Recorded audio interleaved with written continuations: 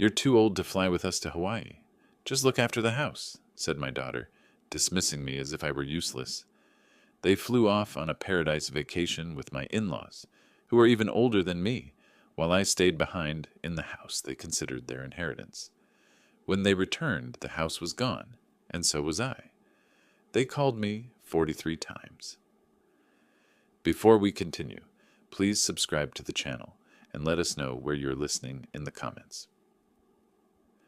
Brochures about Hawaii lay on my coffee table like colorful promises. My daughter Lauren opened them wide, her manicured fingers tracing the golden beaches, and her husband Bradley leaned over her shoulder, nodding in approval. Bradley's parents, Walter and Margaret Mitchell, were sitting comfortably on my couch, already discussing the departure time and hotel amenities, as if this vacation was theirs by birthright. "The Maui resort looks perfect," Lauren announced, her voice bubbling with excitement. 4 bedrooms, ocean view, private beach access. I reached for one of the brochures. "That sounds wonderful. When do we—" "Dad?" Lauren's hand intercepted mine, gently but firmly pushing the glossy paper away. "You're too old for such adventures." The words hit like ice water. I blinked, certain I'd misheard. "Better stay home and watch the house," she continued, her tone casual, matter-of-fact. "We're flying with Bradley's mom and dad. It's their dream trip, you know?" Walter chuckled from the couch. "Been saving for this for years. Can't wait to see those sunsets." "The kids will love the snorkeling," Margaret added, already claiming experiences that hadn't happened yet. I stared at them. Walter was 64, 2 years older than me. Margaret, 61. Yet somehow I was too old, while they were perfect traveling companions. "I've never been to Hawaii," I said quietly. Bradley shrugged. "Maybe next time, Pops. This trip's kind of a family thing." Family, the word twisted in my chest. I watched them continue planning, around me, over me, through me. Lauren pulled out her phone, showing Margaret photos of restaurants they'd researched. Bradley grabbed another brochure, pointing out activities. They moved with the easy confidence of people who'd already decided everything without consulting the man whose house they lived in, whose generosity had sheltered them for 5 years. "The flight leaves Thursday morning," Lauren said, not looking at me. "We'll be gone 10 days. You'll have the whole place to yourself. Think of it as a little vacation, too." "A vacation from what? From providing free housing? From cooking dinners they barely acknowledged?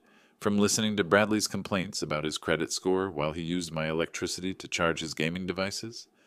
I stood slowly. My knees protested. A reminder of my 62 years that Lauren seemed so concerned about. I should probably get some things in order then, for house-sitting. "You're the best, Dad." Lauren finally looked up, beaming at me with that smile that once melted my heart when she was 7 and asking for bedtime stories. Now it felt calculated, practiced. "Don't worry about anything. Just relax and enjoy the quiet." Walter raised his coffee mug in a mock toast. "To family vacations!" They all laughed. Even Margaret, who'd met me exactly 4 times, felt comfortable enough to laugh at my exclusion in my own living room. I walked toward the hallway, their voices following me, animated discussions of sunset dinners and helicopter tours, adventures I'd apparently aged out of overnight. The hardwood floor creaked under my feet, the same sound it had made when Sarah and I danced in this very spot on our 30th anniversary. Sarah would have fought for me. She would have insisted I come, would have made it clear that family meant all of us, or none of us. But Sarah was 5 years gone, and I was learning that the daughter we'd raised together saw me very differently than I'd imagined. Behind me, Lauren's voice carried clearly, "Mom would have understood. She always said Dad needed looking after as he got older." I paused at the bedroom doorway. Sarah had never said anything like that, not once. But apparently my late wife's imaginary concerns were now justification for my exclusion from family joy. The evening light slanted through my bedroom window, casting long shadows across the hardwood floor, where Sarah's reading chair used to sit. 3 hours later, I sat on the edge of my bed, still wearing the same clothes from dinner.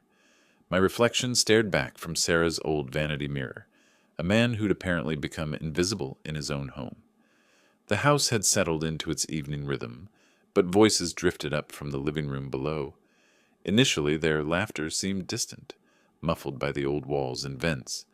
I'd planned to ignore them completely. Maybe read one of the mystery novels Sarah had loved. Then Bradley's voice cut through the ambient noise, clearer than it should have been. Honestly think he bought that whole too old nonsense? My book fell closed. I froze, every muscle suddenly taut. Lauren's response floated up through the heating vent near my feet. Dad's always been gullible. Remember when we told him we'd pay him back for the roof repairs? Their laughter followed. Casual, dismissive, cruel. I moved carefully toward the vent, my teacher's instincts kicking in. 30 years of classroom management had taught me when to listen and when to act. This was definitely a listening moment. The timing worked out perfectly, Walter's voice joined in. Right after we returned from Hawaii, we put him in that nursing home we researched. My breath caught. Nursing home? Sunset Manor has an opening next month, Margaret added, her tone businesslike. They said they could expedite the paperwork if we paid the deposit up front. How much? Bradley asked. 3,000, Walter replied, but it's worth it to get him settled quickly. Once he's there, this house becomes ours anyway. It's our inheritance. The floor seemed to tilt beneath my feet. I gripped the windowsill, my knuckles going white against the painted wood. Lauren's voice continued, animated now. I already contacted that real estate agent, Zachary Allen. He thinks we can get at least 800,000, maybe more with the market the way it is. Split 4 ways? Bradley asked. Obviously. Mom, Dad, you've earned your share dealing with his complaints these past few years. Margaret laughed. He has gotten rather demanding, hasn't he? Always asking about our plans, wanting to be included in everything. The entitlement is unreal, Lauren agreed. Like, Dad, you're 62. Except that your active years are behind you. I sank onto the bed, my legs suddenly unreliable. 5 years I'd housed them. 5 years of grocery bills, utility payments, repairs, and maintenance, while Bradley looked for work and Lauren figured out her next career move. They'd eaten my food, used my car, borrowed my tools, and never once offered genuine gratitude. Bradley's voice grew louder, more excited. The best part is, he'll never see it coming. We've got him convinced we're just concerned about his well-being. Dad always was too trusting, Lauren said. Mom used to say. Your mother never said anything about your father being a burden, Walter interrupted, surprising me. That woman adored him. Well, she's not here to object now, is she? Lauren's voice had turned sharp, and frankly, this is what's best for everyone. Dad gets professional care. We get financial security. Professional care. They made it sound like a medical necessity rather than convenient disposal. The conversation continued, but I'd heard enough. I stood slowly, walked to my dresser, and opened the bottom drawer where I kept Sarah's jewelry box. Inside, beneath her wedding ring, lay the deed to this house. The house I'd bought with my teaching salary, the house where Sarah and I had planned to grow old together. My reflection stared back from the vanity mirror, but something had changed in those few minutes of eavesdropping. The man looking back at me no longer seemed invisible. I closed the jewelry box quietly and returned to sit on the bed's edge, listening to their voices fade as they moved to another part of the house.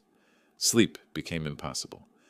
Every time I closed my eyes, Bradley's desperate voice from 5 years ago echoed in my memory, competing with tonight's casual cruelty.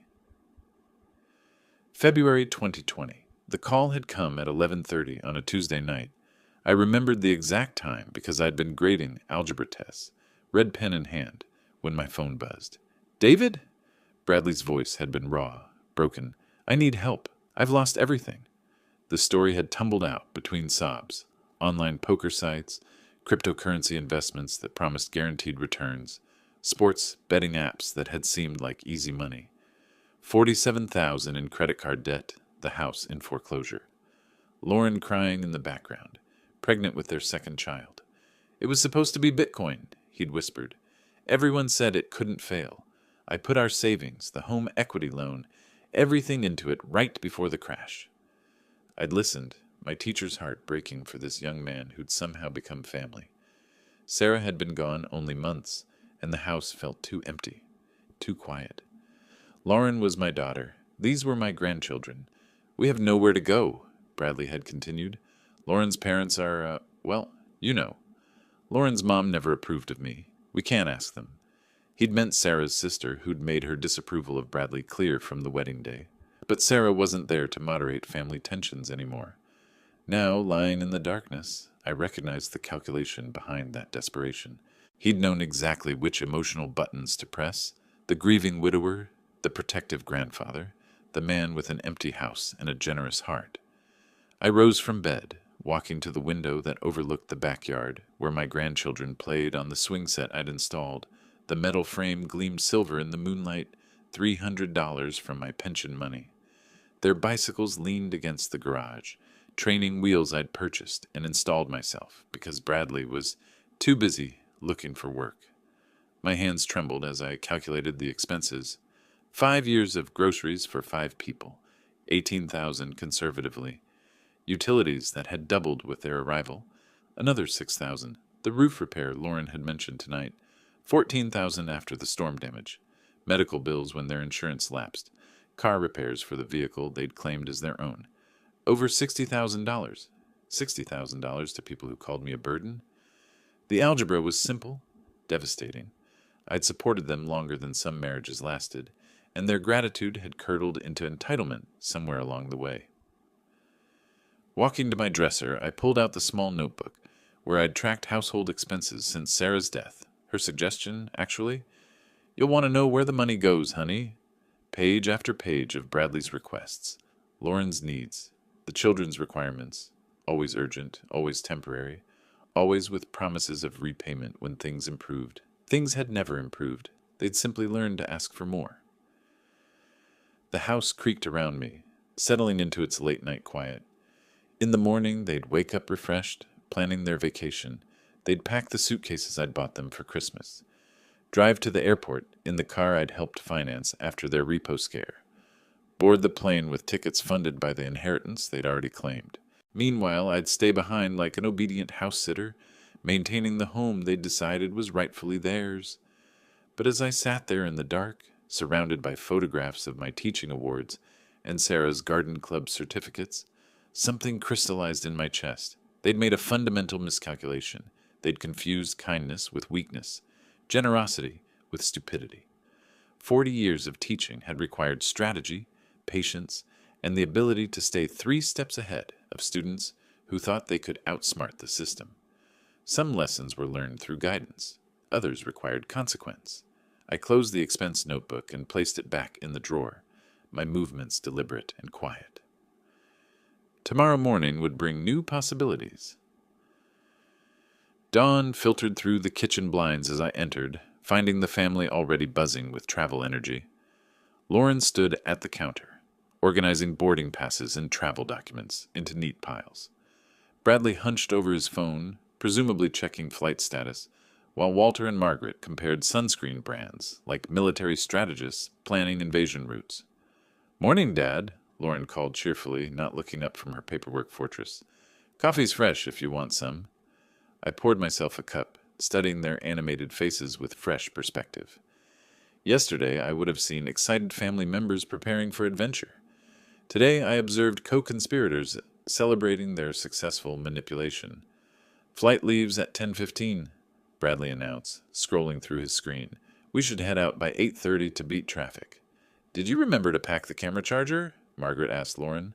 "Already in the carry-on, plus backup batteries."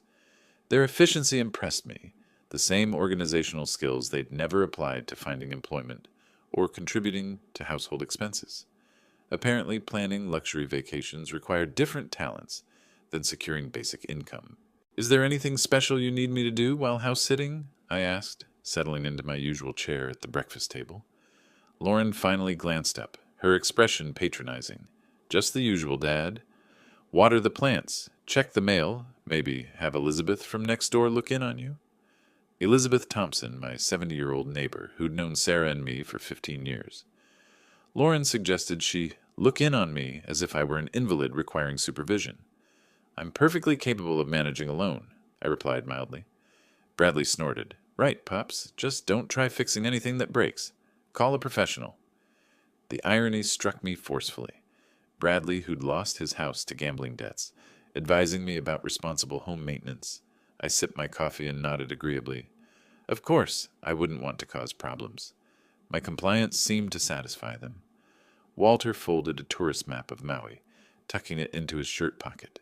2 weeks of paradise. We've earned this. Earned. Through 5 years of free housing, meals, and financial support they'd never acknowledged, let alone reciprocated.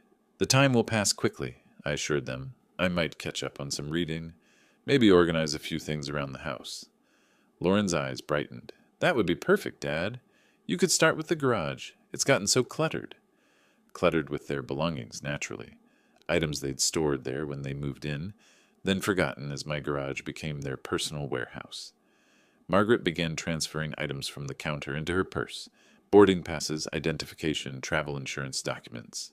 The resort confirmed our suite upgrade, ocean view, private lanai, concierge service. Sounds wonderful, I managed, calculating the cost of such accommodations. Easily $4,000 for 2 weeks, money they'd never possessed but somehow now commanded. Bradley's phone chimed. Uber's 5 minutes out. The announcement triggered sudden movement. Suitcases appeared, last-minute items were grabbed, and general chaos replaced their earlier organization. I stood back, observing their departure preparations with detached interest.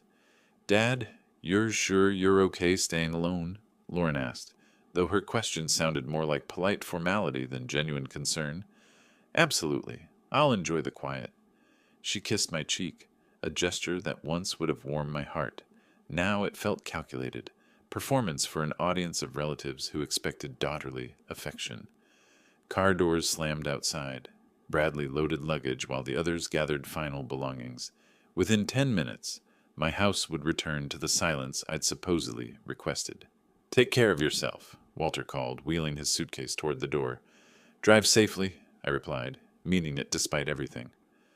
The front door closed with decisive finality.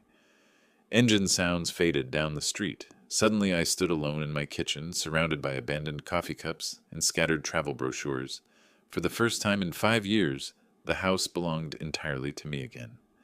I walked to my kitchen window and watched their car disappear around the corner, carrying my ungrateful family toward their stolen paradise. 2 weeks, 14 days to consider my options, evaluate my resources, and perhaps demonstrate that the burden they'd dismissed possessed capabilities they'd never suspected. I finished my coffee slowly, methodically planning my next move. Need a ride to the airport? I offered as Bradley struggled with Lauren's oversized suitcase. Actually, yeah, he panted. The Uber just canceled. Traffic backup on I-4. Perfect. One final performance as their helpful chauffeur. The drive to Orlando International took 45 minutes through typical Friday morning congestion. I listened to their excited chatter about snorkeling excursions and sunset dinners, marveling at how easily they discussed luxury activities funded by my lifetime of savings. Remember to take pictures of everything, I told them at passenger drop-off. I'd love to see Hawaii through your eyes. Lauren hugged me briefly. We'll send postcards, Dad. Don't work too hard while we're gone. Bradley grabbed the heaviest luggage. Thanks for the ride, Pops. You're a lifesaver. Lifesaver. The casual irony wasn't lost on me. I waited until their figures disappeared into the terminal, then drove home with growing anticipation. By 11 o'clock, I was dialing the number Lauren had mentioned in her overheard conversation. Allen Realty, Zachary speaking. Mr. Allen, this is David Parker. I need to sell my house as quickly as possible. Brief pause. How quickly are we talking, Mr. Parker? 2 weeks maximum. I'm willing to price it aggressively for a fast sale. That's ambitious.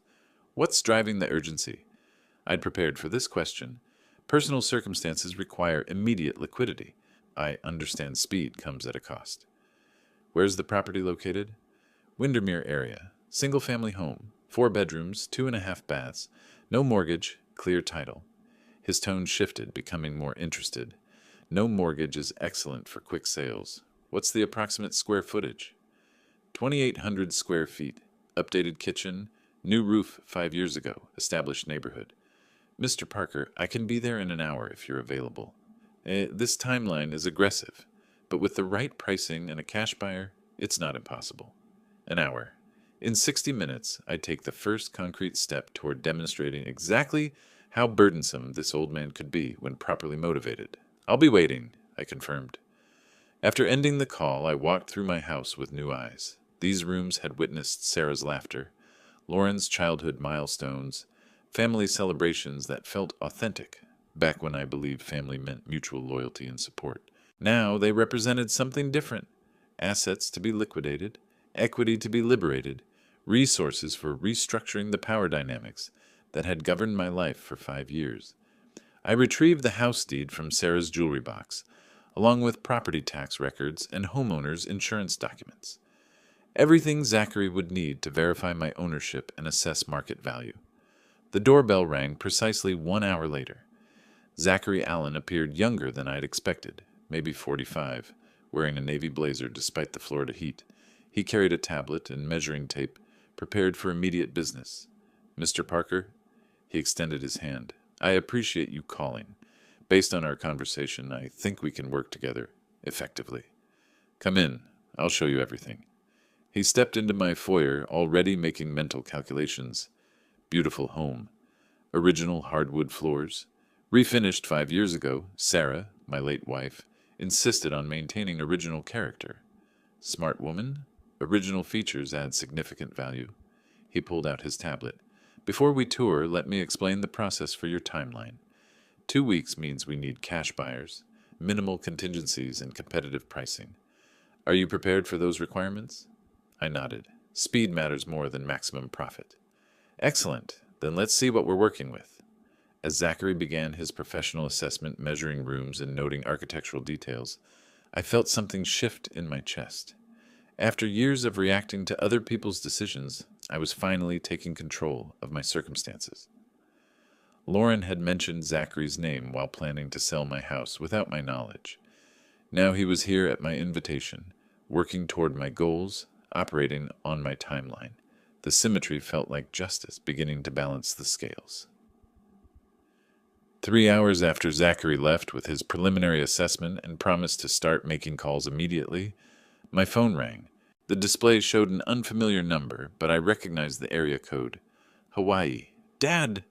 Lauren's voice bubbled through the speaker, bright with tropical enthusiasm. "We made it safely. The resort is absolutely incredible." I settled into my kitchen chair, Zachary's business card still visible on the counter beside his folder of property documents. "I'm so glad you arrived safely. How was the flight?" "Long but worth it. Dad, you should see this place. Private beach, infinity pool, spa services, the works. Bradley's already booked us a helicopter tour for tomorrow." "That sounds amazing." I traced the edge of Zachary's card while speaking. "I hope you take lots of pictures." "Oh, we will." The concierge recommended this incredible restaurant for tonight. 5-star dining right on the beach. You'd probably find it too fancy, but we're excited to try it. "Too fancy for me?" "Naturally. I'm sure you'll have a wonderful time." Lauren's tone shifted slightly, becoming more maternal. "How are you managing on your own? You're not trying to cook elaborate meals, are you? Remember what I said about keeping things simple." "I'm taking very good care of everything," I assured her, my eyes moving to the real estate documents scattered across my table. "Actually keeping quite busy." "Good, good. Just don't overexert yourself. We worried about leaving you alone. But Bradley reminded me that you need to learn independence at your age." Independence. The word carried delicious irony given my morning's activities. "Speaking of independence," Lauren continued, "we've been discussing something. We're actually preparing a little surprise for you when we get back. Something that'll be really good for your future." My grip tightened on the phone. "A surprise? I don't want to spoil it, but let's just say we've found a solution to help you transition into your golden years more comfortably. Professional care, social activities with people your own age, that sort of thing." Professional care. The euphemism they'd used while planning my disposal. "How thoughtful of you," I managed, keeping my voice steady. "Actually, that's interesting timing. I'm preparing a surprise for you, too." "Oh?" Lauren laughed. "What kind of surprise could you possibly be planning, Dad?" "Well, if I told you, it wouldn't be a surprise, would it?" I allowed myself a small smile. "Let's just say I've been taking care of some important business while you're away." "Really important business that'll change everything for all of us." "Business? Dad, you're retired. What kind of business could you possibly—" She stopped herself, probably realizing how dismissive she sounded. "I mean, that's sweet, but don't wear yourself out with whatever little project you're working on." Little project, if only she knew. "Don't worry about me," I said calmly. "I'm handling everything perfectly." In fact, I think you'll be absolutely amazed by what I've accomplished by the time you return. Well, just be careful, okay? We'll call again in a few days to check on you. I'll be here, I confirmed, though the definition of here might be quite different by then. After hanging up, I sat quietly in my kitchen, surrounded by the afternoon silence and the weight of mutual deception. Lauren was preparing to dispose of me in a nursing home, confident I'd never discover their plan. Meanwhile, I was preparing to dispose of the house they considered their inheritance, confident they'd never expect such decisive action from their supposed burden. Both sides planning surprises, both sides convinced of their strategic advantage. Only one side was actually in control. I picked up Zachary's business card and smiled. Tomorrow, the real work would begin. Sunday morning brought Zachary's call at precisely 9 o'clock, along with our first potential buyer. James Clark represented a commercial investment group looking for rental properties in established neighborhoods. The timeline is aggressive, Zachary warned me privately before Clark's arrival. Most buyers need weeks to arrange financing. This gentleman deals in cash transactions, but he'll expect significant price flexibility. Cash transactions, perfect for my abbreviated schedule. Clark arrived in a silver BMW, wearing expensive casual clothes and carrying a leather portfolio. Mid-50s, confident handshake, the kind of practiced efficiency that suggested numerous property acquisitions. "Beautiful neighborhood," he observed, scanning my front yard with calculating eyes. "Good bones on this house. Walk me through the key selling points."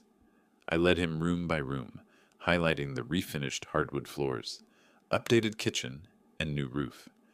Each feature I described felt like betraying Sarah's memory, but I pressed forward with professional determination. "The master bedroom has excellent natural light," I explained, opening blinds Sarah had chosen 15 years ago. "Original crown molding throughout," Clark nodded, making notes on his tablet. "What's your motivation for selling? The timeline Zachary mentioned suggests urgency." I'd rehearsed this answer. "Personal circumstances require immediate liquidity. I'm prepared to price competitively for a quick close." "How competitively?" "That depends on your timeline capabilities." We completed the tour in 30 minutes. Clark examined everything with investor's detachment, calculating rental potential, renovation costs, long-term value appreciation. His interest seemed genuine, his questions practical rather than emotional. "The property has excellent fundamentals," he concluded, shaking my hand in the foyer. "Let me run numbers with my partners. You'll hear from me by tomorrow afternoon." After he left, I felt cautiously optimistic. Cash buyer, professional approach, realistic timeline expectations. Perhaps my plan would unfold smoothly after all. Monday afternoon shattered that optimism.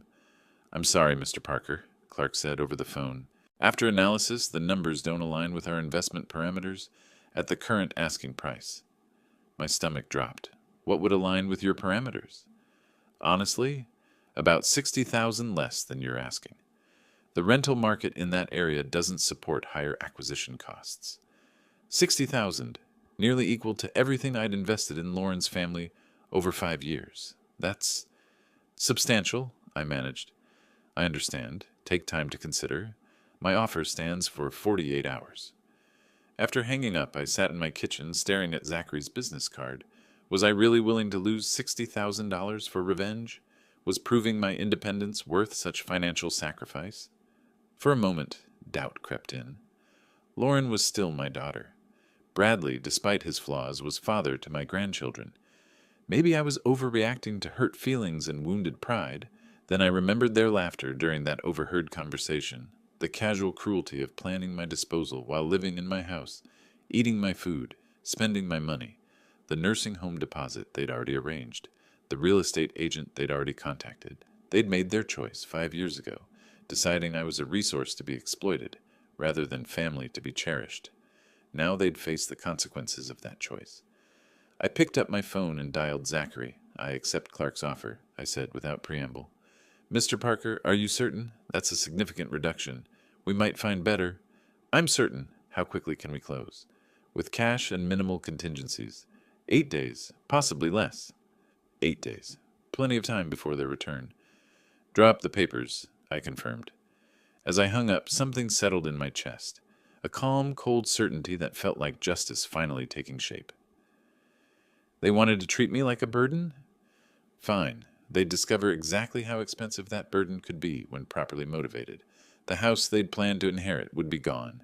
The money they'd counted on would disappear into my pocket, along with my willingness to subsidize their comfortable unemployment. Some lessons, I reflected, were worth every penny they cost.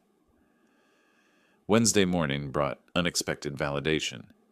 Zachary called with news that made my earlier doubts seem foolish. "Mr. Parker, I have remarkable developments. Clark's investment firm wants to expedite everything. They're offering an additional $10,000 above our agreed price for a guaranteed 7-day close." I set down my coffee cup carefully. "They're offering more money for faster service?" "Exactly. Apparently they have capital deployment deadlines, and your property fits perfectly into their Q2 acquisition targets. They want to close by next Tuesday." Next Tuesday, 5 days before Lauren's return from Hawaii. What's required from my end? Minimal. Since they're waiving inspection contingencies and paying cash, we primarily need signatures and title clearance. Their attorney has already begun paperwork. I walked to my kitchen window, looking out at the backyard where my grandchildren had played on equipment I'd purchased. Soon, other children would play here while their parents paid rent to James Clark's investment company. "Mr. Parker, are you comfortable with the accelerated timeline?" Comfortable? I was euphoric. Absolutely. What do I need to sign? I'll bring documents this afternoon. Clark's attorney wants to review everything tomorrow. Then we'll schedule closing for Monday. After hanging up, I sat in my silent house, surrounded by decades of accumulated memories that would soon belong to strangers. The irony wasn't lost on me. Clark's business urgency perfectly aligned with my revenge timeline. Lauren and her family were likely sitting on some Hawaiian beach at this moment, sipping tropical drinks and discussing their plans for my professional care. They probably felt quite clever about their surprise nursing home arrangement, confident that I'd never suspect their scheme. If only they knew that their supposed burden had outmaneuvered them completely. The phone rang again. Unknown number, Hawaii area code. "Dad," Bradley's voice this time, probably calling while Lauren was at the spa. "How are you holding up?" "Wonderfully well," I replied truthfully, taking care of business just as I promised. "Good to hear. Not getting into any trouble, I hope?" He laughed at his own joke. "Nothing I can't handle," I assured him. "How's paradise treating you?" "Can't complain. Helicopter tour yesterday was incredible. Lauren's getting a massage right now. She said to tell you hi." "Tell her I said hello. I hope you're both enjoying every moment." "We are. Kids are loving the beach. Margaret and Walter are talking about extending the trip if we can change flights." "Extending the trip. Even better for my timeline." "That sounds wonderful. Don't worry about rushing back on my account." "You sure? We don't want to leave you alone too long." "I'm perfectly fine. Really, I'm handling everything better than you might expect." After Bradley hung up, I smiled at the beautiful symmetry. They were so confident in their plans, so certain I'd remain their compliant victim, that they were actually considering giving me more time to complete my counter-strategy. By the time they returned to Florida, whether in 10 days or 14, they'd discover that their inheritance had evaporated, and their house-sitter had evolved into something far more formidable than the burden they'd dismissed. I picked up Zachary's business card and traced its edges with my finger. Monday couldn't come fast enough. Thursday morning, I began the most satisfying project of my retirement, evicting my ungrateful family from the house they'd claimed as their inheritance. Working methodically, I started with Lauren's bedroom. 5 years of accumulated belongings filled every surface. Expensive clothes purchased with my grocery money, jewelry I'd given her for birthdays, photographs of vacations I'd funded but been excluded from. Each item went carefully into labeled boxes. "Treating this like the move they never expected," I muttered, folding her designer blouses with the same care I'd shown when helping her pack for college decades ago. Bradley's possessions told their own story of failure and entitlement. Gaming equipment worth thousands, cryptocurrency guides and gambling books, tools he'd borrowed and never returned. I packed everything systematically, including the laptop where he'd probably lost our family's financial security. The storage facility I'd chosen sat 20 minutes away, close enough for eventual family access, far enough to feel like exile. The manager, a friendly woman named Rosa, helped me select a unit large enough for a family's complete household. Moving can be overwhelming, she observed, watching me sign the rental agreement. You seem remarkably organized about it. I've had time to plan, I replied truthfully. Loading took most of the afternoon. Professional movers I'd hired treated everything respectfully, understanding that family belongings deserved careful handling, regardless of circumstances. Watching box after box disappear into the storage unit felt like watching justice take physical form. Walter and Margaret's items required special attention: medications, important documents, the expensive luggage they'd purchased for this trip. I inventoried everything, ensuring they'd find their possessions organized and accessible when they eventually discovered their new living situation. That's quite a lot of stuff, commented Miguel, one of the movers, securing the last of the furniture. Family of 5? Was, I answered simply. The final box contained Lauren's childhood mementos: school awards, family photographs, art projects I'd saved for decades. My hands trembled slightly as I placed it in the storage unit. These items represented the daughter I'd raised, not the woman who'd planned my disposal. After locking the unit, I handed Rosa an envelope containing 6 months' rent in advance. Someone will be by to collect everything eventually, I explained, probably sooner than they expect. By evening, I'd transformed my house into something I barely recognized: a clean, empty property, ready for new owners. My own belongings remained: teaching certificates on the walls, Sarah's photographs on the mantel, books that had shaped my thinking for 40 years. The apartment I'd rented nearby was modest but sufficient. 1 bedroom, kitchenette, enough space for a man learning to live independently again. As I arranged my clothes in the small closet, I felt something I hadn't experienced in years: complete control over my environment. No one would eat my food without contributing. No one would use my utilities while complaining about my presence. No one would plan my future without consulting me. My phone rang as I unpacked my teaching awards. The caller ID showed a Hawaii number. Dad? Lauren's voice sounded relaxed, probably calling from their resort balcony. Just checking in. How are you managing? I looked around my sparse but peaceful apartment, then at the house keys I'd soon surrender to James Clark. Extremely well, I said with complete honesty. Everything's exactly where it should be. Good to hear. We're having such an amazing time. The concierge arranged a private beach dinner tonight. Enjoy every moment, I encouraged. Make sure you create memories to last a lifetime. Because after Monday, those memories would be all they'd have left of their comfortable parasitic existence. After ending the call, I sat in my new kitchen, drinking coffee and contemplating the elegant justice of the situation. They'd wanted me gone from their lives. Now they'd discover what absence actually meant.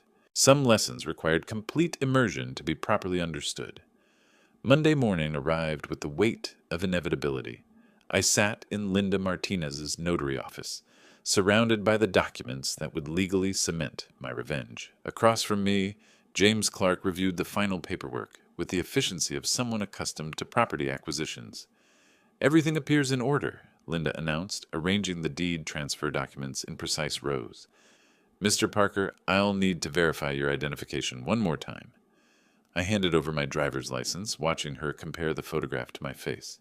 62 years old, retired mathematics teacher, about to complete the most calculated decision of my life. Mr. Clark, your company's certified funds have been verified, she continued. We can proceed with the closing. Zachary sat nearby, tablet in hand, looking satisfied with his successful navigation of an impossible timeline. In 7 days, he'd managed what typically took weeks, a testament to the power of cash transactions and motivated sellers. The deed transfer is our first document, Linda explained, sliding papers across the table.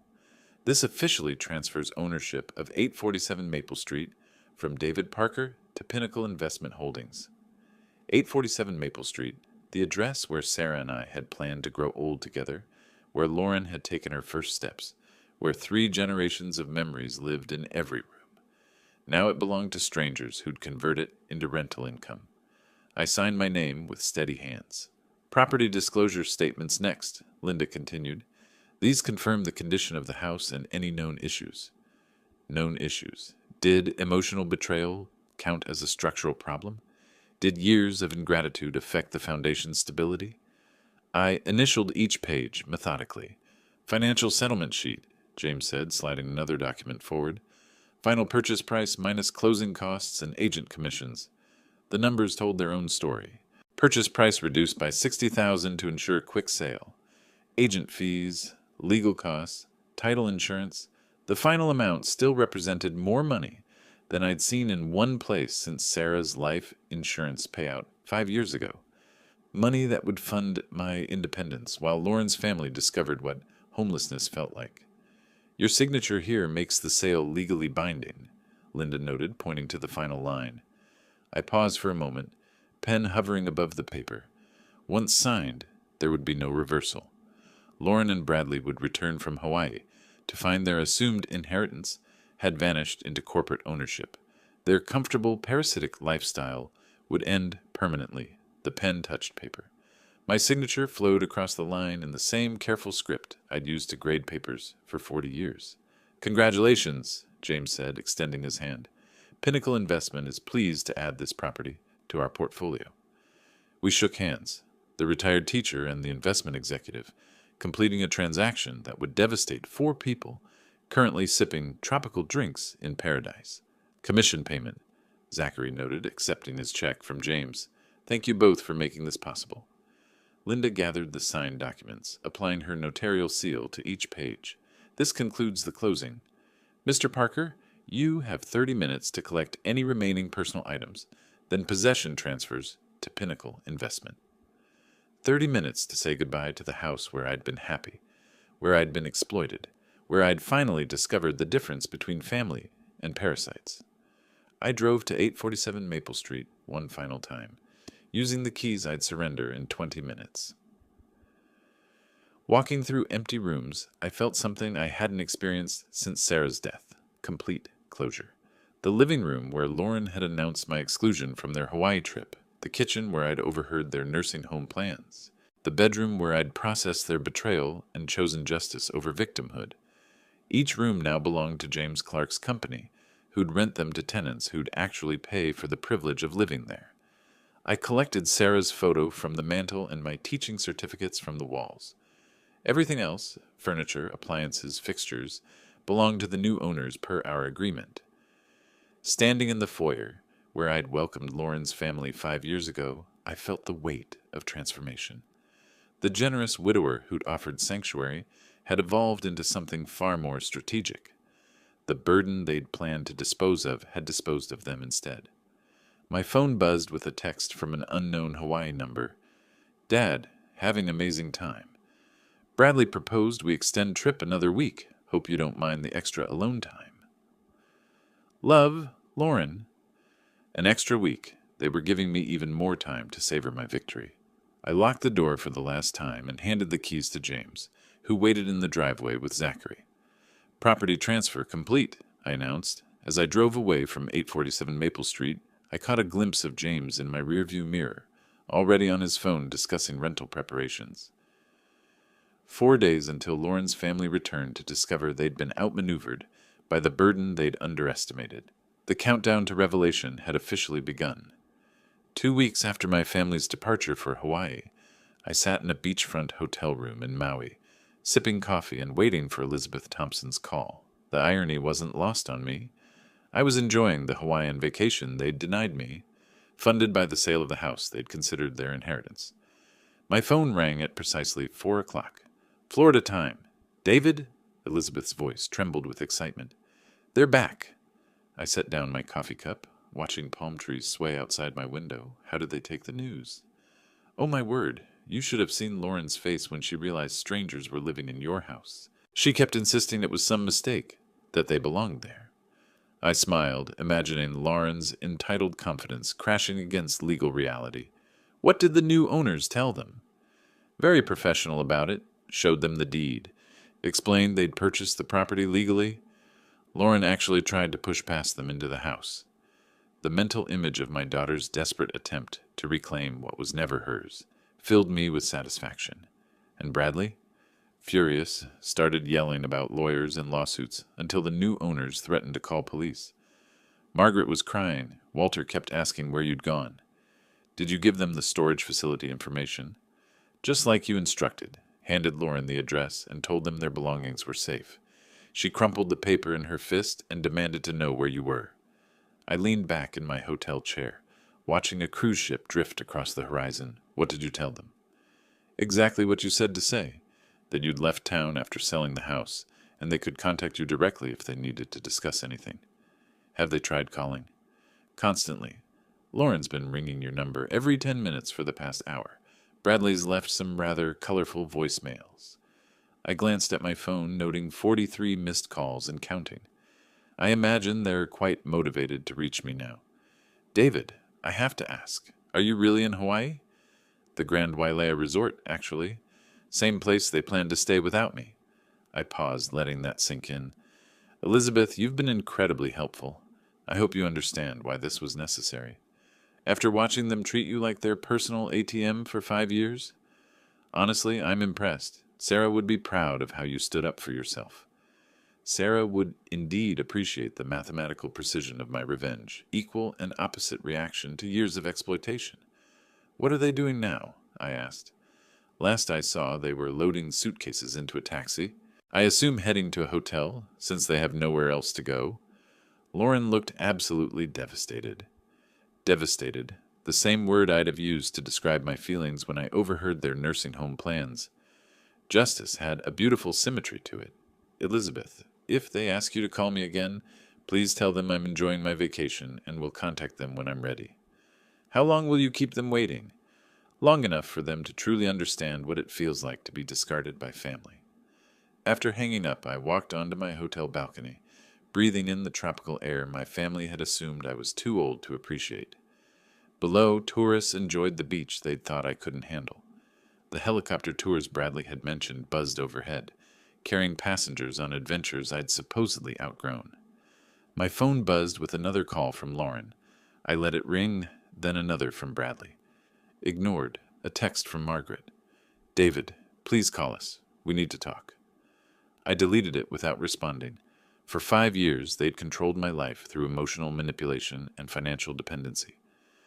They'd planned my future without my input, assumed my compliance without my consent, treated my generosity as their entitlement. Now I controlled the terms of engagement. They could wait until I decided they'd learned sufficient humility to deserve my attention. I ordered room service and settled in to watch the sunset they'd tried to deny me. My phone still buzzing with increasingly desperate calls from the family who'd finally discovered the true cost of taking someone for granted. Some lessons, I reflected, required complete powerlessness to fully understand. They were about to become excellent students. 6 hours after Elizabeth's call, I boarded the evening flight from Orlando to Honolulu, using money from the house sale to purchase the first-class seat my family had deemed me too old to occupy. As the Boeing 777 lifted off into the Florida sunset, I settled into leather comfort and examined my phone screen. 43 missed calls, 17 voicemails, and counting. Each notification represented another moment of their desperation, another crack in the entitled confidence they'd maintained for 5 years. I scrolled through the call log methodically. Lauren, Bradley, Margaret, Walter. Lauren again, Bradley again, watching the progression of their panic play out in digital timestamps. The first voicemail, left 20 minutes after Elizabeth's call, carried Lauren's familiar commanding tone. Dad, I don't know what game you're playing, but this isn't funny. Call me back immediately. By the 10th message, anger had crept into Bradley's voice. This is insane, David. You can't just sell our house without telling us. We're getting lawyers involved. Message 15 revealed Margaret's tears. Please, David, we don't understand what's happening. Where are you? We need to talk. The final voicemail, recorded just before takeoff, captured Lauren's complete capitulation. Dad, please answer. We'll do anything. Just call us back. We have nowhere to go. Nowhere to go? The exact phrase they'd planned for my nursing home conversation. As we climbed toward cruising altitude, I gazed down at the lights of Florida shrinking below. Somewhere in that scattered illumination, my family huddled in a hotel room, frantically calling a number that would remain unanswered until I decided they'd learned appropriate humility. The flight attendant appeared with champagne service. "Celebrating anything special tonight, Mr. Parker?" "Independence Day," I replied, accepting the crystal flute. "About 40 years overdue. 9 hours stretched ahead. 9 hours of Pacific Ocean between me and their desperate attempts to reestablish control. 9 hours to savor the complete reversal of power dynamics that had governed my life since Sarah's death." I opened my laptop and composed an email I wouldn't send. A letter explaining everything they'd done wrong, every moment of casual cruelty, every dismissive comment about my age and capabilities.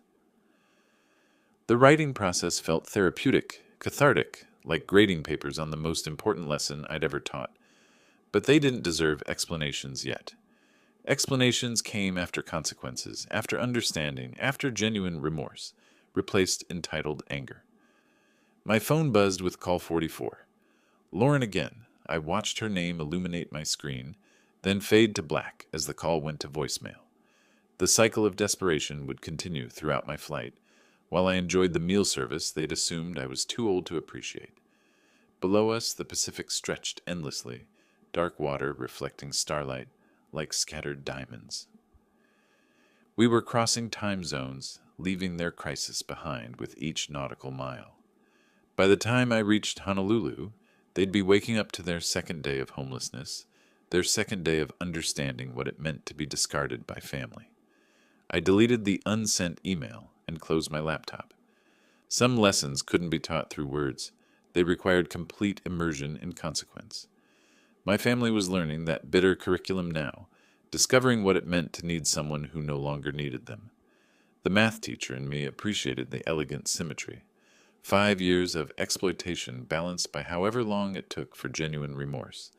5 years of taking me for granted, paid for with however many days of taking nothing for granted ever again. As the plane carried me toward Hawaiian sunrise, I finally understood what Sarah had meant about knowing where money goes.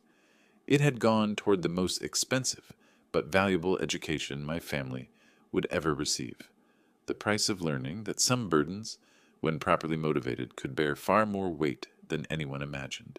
My phone showed 46 missed calls when I finally turned it face down and fell asleep. 30,000 feet above their world of consequences, heading toward the paradise they'd thought I was too old to enjoy. If you liked this story, please like this video, subscribe to the channel, and share your impressions of this story in the comments. To listen to the next story, click on the box on the left. Thank you for watching.